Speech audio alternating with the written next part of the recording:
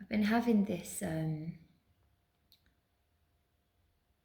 this connection come through stronger and stronger between, like, I kept getting the word enough and worth, and I didn't know how the two interlinked at first, because again, logically, we understand. I think the mind and logic blinds us to the true vibration underneath, because logically we understand something.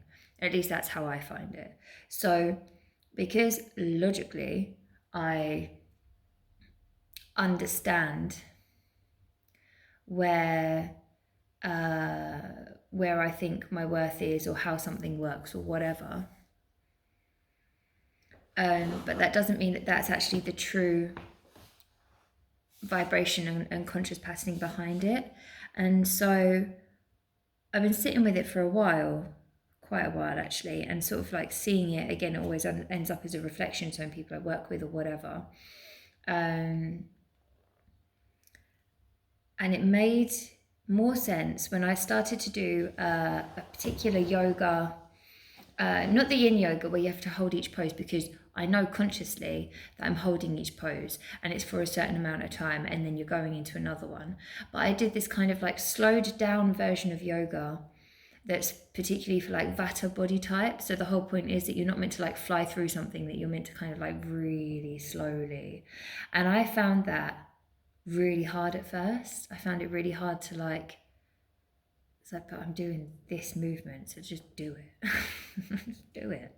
And I found it really hard to kind of like glide through it, and I had to really work at it, to be honest. Like, and I thought, what is it that I can't sit in just this slow process of whatever it is? Like, what is it that's making me want to push through, and where else do I apply that in my life? And I realized that I have this, and I've seen it, but I kind of thought of it from a different perspective, because when I was in the UK, it was a very, as many people know in life it's that very fast-paced, busy, one thing after the other, pressure, like, you know, if you're lucky to get 4 or 5 hours sleep a night sort of thing, and then you're back at it all again, and you've got to study, and you've got to have this, and you've got to do the latest that, and you've got to make sure you've got enough time with your dog, and all of the things. And work as it is like ridiculous amount of hours per day as well. And so I used to get, sorry, I got distracted by the kittens. So I would get into this flap eventually. Once my nervous system was through the roof and I was in all the pain and all the things, I would get into this flap every day where even the little bit of downtime that I got wasn't enough, because I was so stressed, so tired, that having that hour, you haven't decompressed. If anything, you're still sitting there thinking, fuck, by having this hour, like there's all these things that I'm not doing, which means when I get back to it, I've got even more to do because I took an hour.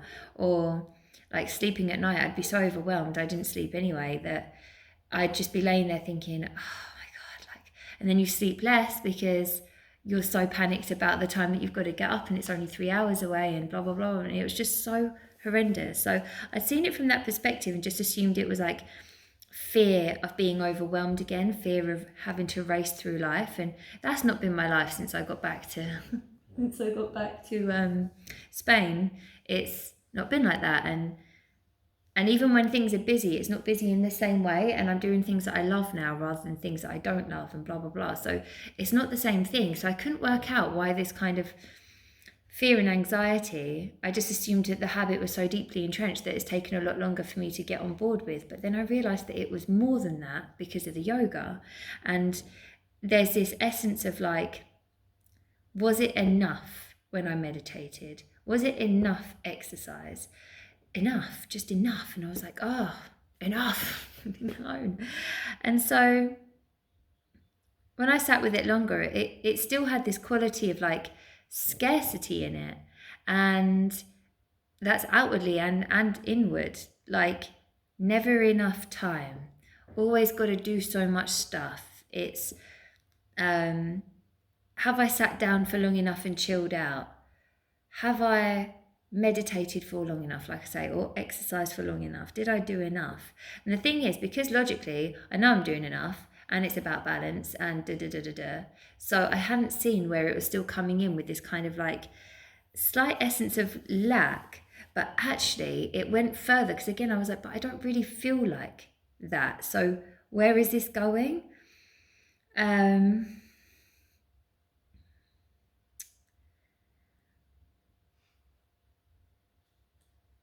Where is this going?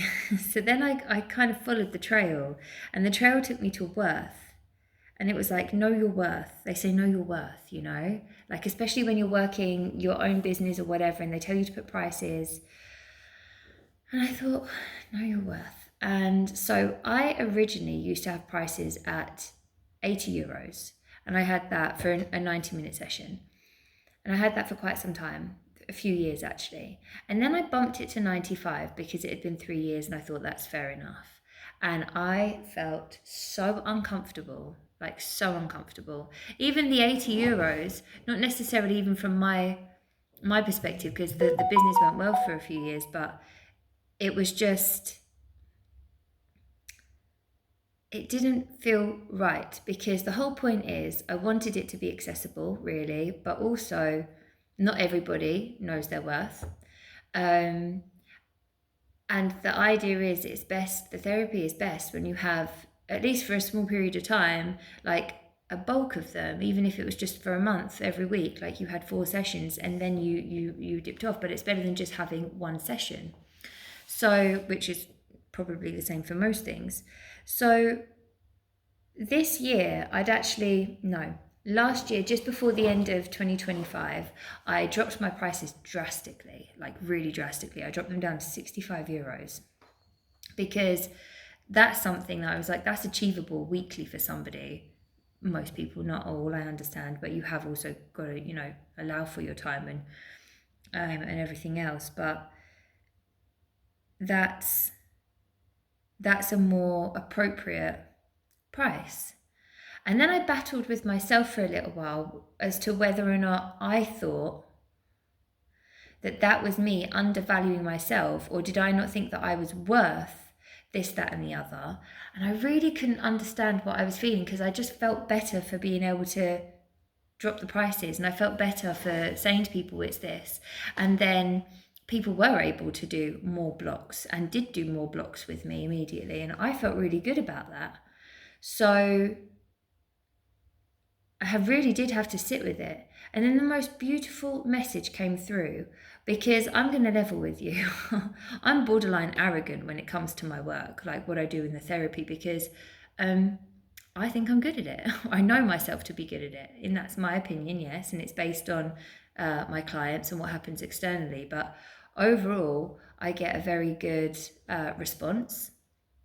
And it's something that I really love and I'm passionate about. And so it's obviously something that I pour a lot into as well.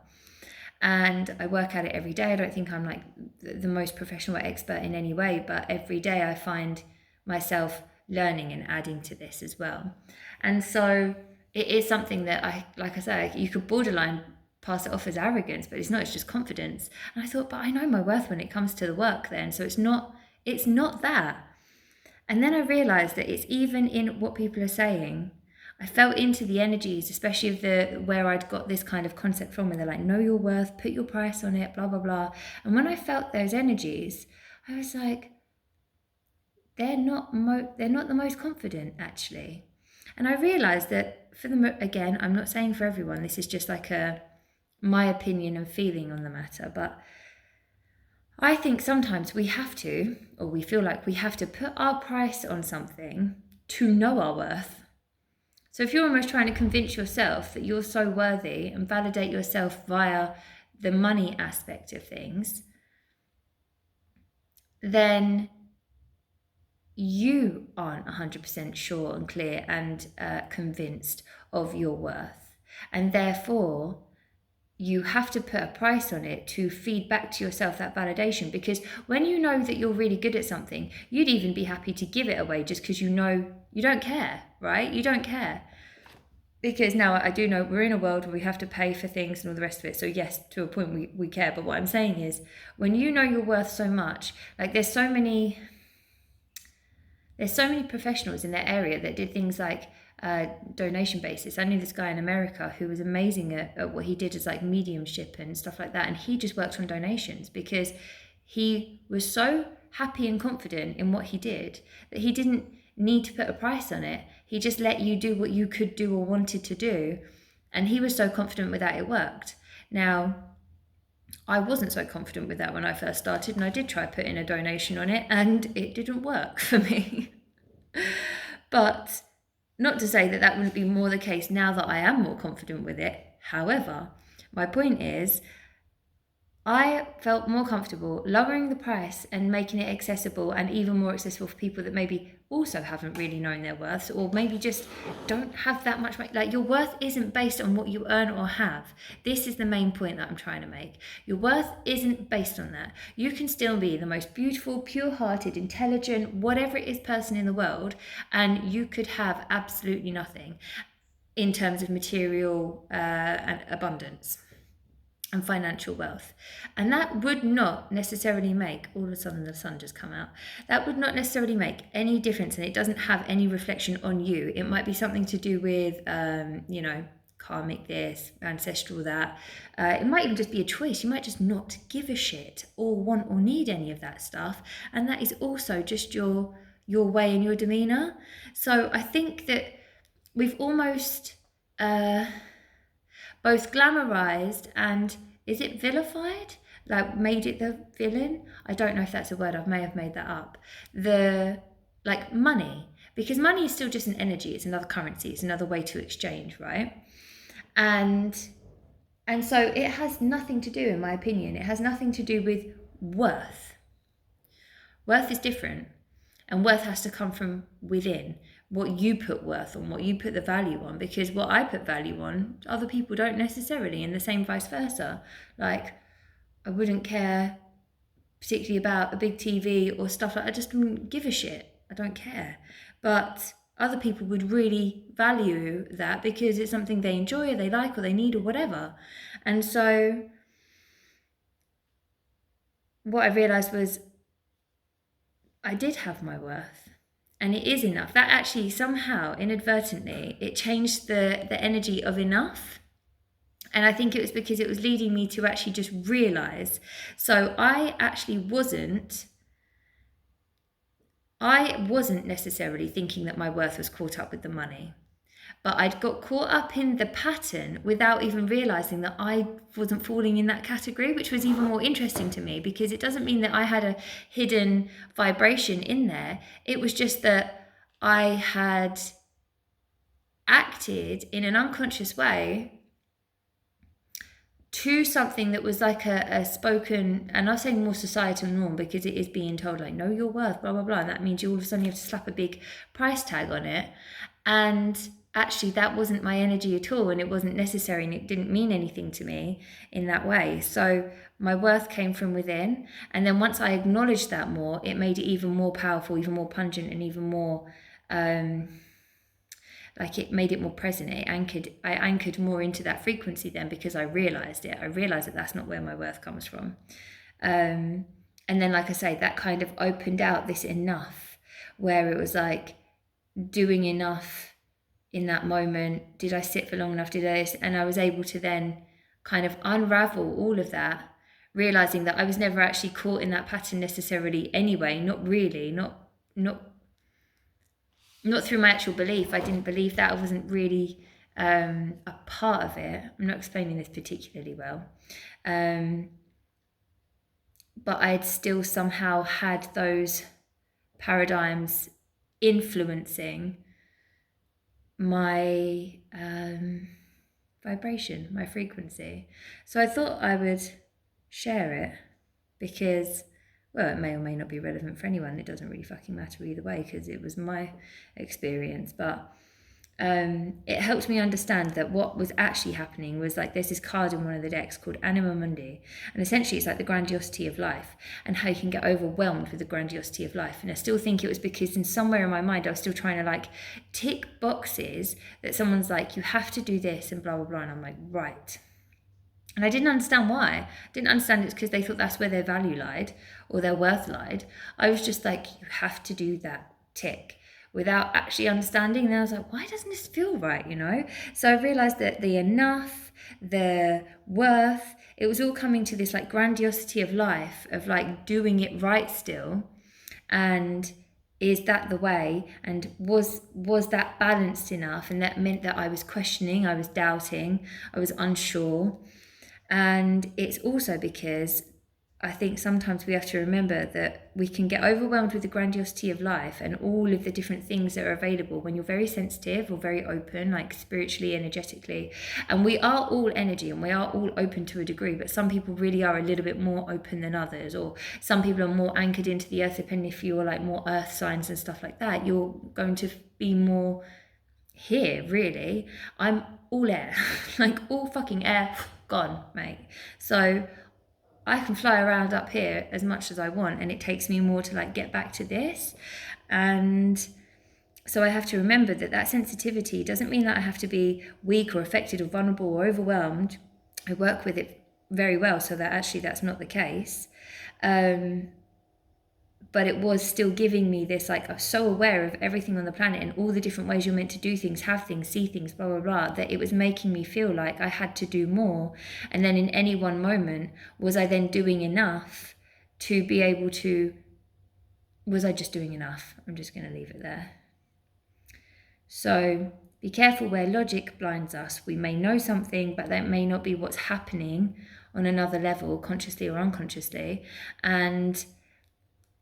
And so we may just need to tweak the vibration, because like I say, my worth wasn't actually tied up in the monetary value, but I was still somehow tied up in that pattern without realizing, because I'd gone into something still unconsciously. That's what I'm really getting at, I think. Yes.